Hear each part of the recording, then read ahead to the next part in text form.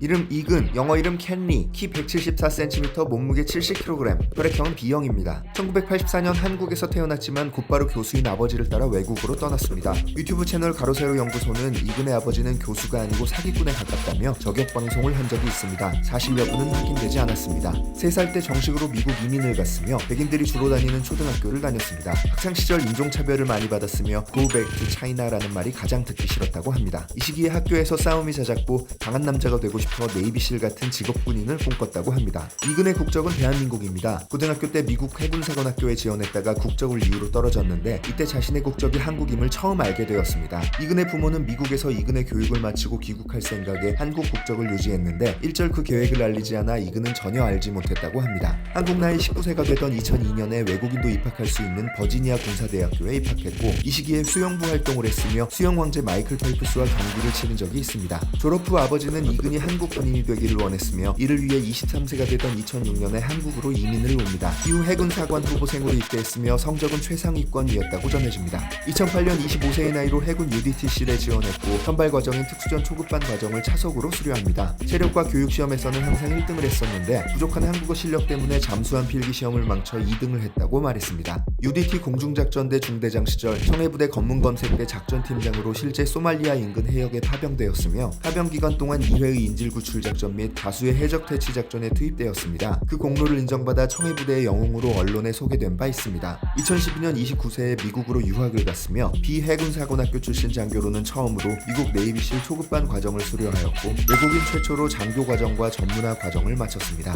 한국에 돌아와 미국 네이비실에서 핵심적으로 배웠던 전술체계와 장비를 도입하려고 했으나 부대 내 마찰로 도입하지 못했다고 밝혔으며 오히려 행정부서로 인사발령이 나자 젓가락을 들고 싸우라면 싸우는 게 군인이라고 상부에서 자신을 찍어 눌렀다 라며 군전역을 결심했다고 밝혔습니다. 2014년 31세에 군에서 전역한 이근은 EBS에서 제작한 두뇌 게임 천재들의 전쟁 출연을 시작으로 다양한 프로그램에 출연하며 방송계에 얼굴을 비쳤습니다. 2016년 33세의 세계 최대 규모의 다국적 보안업체 G4S의 작전팀장으로 이라크에 1년여간 파병을 갔으며 실제 전투에 배치된 이력이 있습니다. 37세이던 2020년 대한민국 최초의 안보전력 컨설팅 회사인 무사트의 전무이사로 재직했으며 유튜브 피지컬 갤러리와 함께 기획한 웹예능 가짜 사이의 교육대장으로 참여하며 일약 스타덤에 오르게 됩니다. 4번은 유행주가 머리부터 발끝까지 수많은 유행어를 양산한 이근은 가짜 사나이가 흥행을 하면서 대한민국의 특수부대 밀리터리 문화를 대중화시켰으며 다양한 광고와 TV 프로그램에 출연하면서 강한 군인의 아이콘으로 자리매김하였습니다. 이근의 유명세가 더해질수록 논란 또한 수면 위로 떠올랐습니다. 세월호 미국 잠수팀 논란.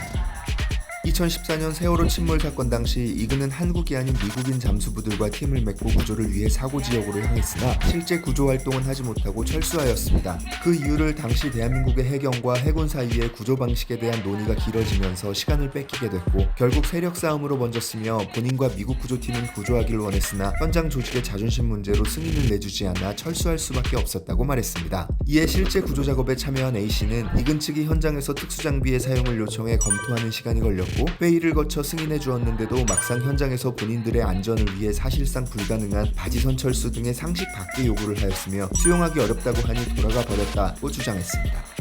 200만원 비투 사건. 2020년 10월에는 이근이 지인에게 200만원을 갚지 않았다는 일명 비투 사건이 터졌습니다. 피해자는 이근이 매우 절박하게 부탁하여 매도 시기가 되지 않은 주식을 손해보고 처분하는 등 현금을 애써 마련해 200만원을 빌려줬으나 핑계만 대고 변제하지 않았다며 이근을 고소했습니다. 이근은 돈을 빌린 것은 사실이나 갚지 않았다는 것은 거짓이라며 150만원가량의 현금과 그분이 가지고 싶어했던 스카이다이빙 장비로 변제하였다며 해명 영상을 유튜브에 올렸습니다. 이후 피해자는 격분하여 연이은 반박글과 녹취록을 공개하였고 명백하게 이근에게 잘못이 있다고 주장했습니다. 이근은 패소하여 소송 비용 등을 포함한 340만원가량을 피해자에게 보상하며 일단락되었습니다. 이근은 법정 패소한 사실에 대해 당시 미국에서 교관으로 활동했으며 이라크 파병을 마치고 한국에 돌아와 소송에 대한 우편물 확인이 늦어져 어쩔 방법이 없었다고 말한 바 있습니다. 성범죄 논란.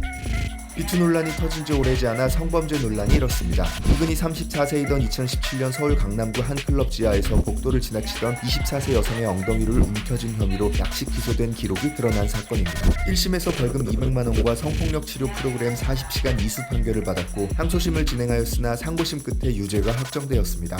이에 대해 이근은 성추행 사건에 대해서 판결을 받은 사실 자체는 인정하나 자신은 절대 성추행한 적이 없다라고 주장했습니다. 클럽에 설치된 CCTV 세대가 자신이 추행한 행하지 않았다는 증거라며 피해자 여성의 일관된 진술 단 하나의 증거로 판결되었으며 자신은 떳떳하다고 주장했습니다. 하지만 오히려 법정에서 CCTV가 성추행 증거로 채택된 사실이 밝혀지자 많은 비난을 받았습니다. 비투 논란이 가라앉기도 전에 성추행 사건이 불거지자 이근이 모델로 활동했던 롯데리아 밀리터리버거 등 광고 영상들이 비공개로 전환되며 이근은 방송가에서 자취를 감추게 되었습니다. 2020년 39세가 된 이근은 우크라이나 러시아 전쟁에 우크라이나 의용군 참전으로 논란의 중심에 섰습니다. 이근은 자신이 대표로 있는 락실 대원들과 함께 우크라이나로 향했습니다. 이에 외교부는 여행금지 지역 무단 입국으로 인한 여권법 위반 혐의로 경찰에 고발했습니다. 특수부대 출신으로 멋진 군인의 이미지를 무기로 대중에게 사랑받았던 이근 전 대위는 각종 논란과 특유의 사고방식으로 이슈의 아이콘이 되었습니다. 강하고 정의로운 이미지로 사랑받았던 만큼 크고 작은 논란들은 대중이 그에게서 등을 돌리게 하는 이유들이 되었습니다. 구독과 좋아요를 눌러주시면 더 재밌고 알찬 이야기를 전해드리겠습니다. 감사합니다.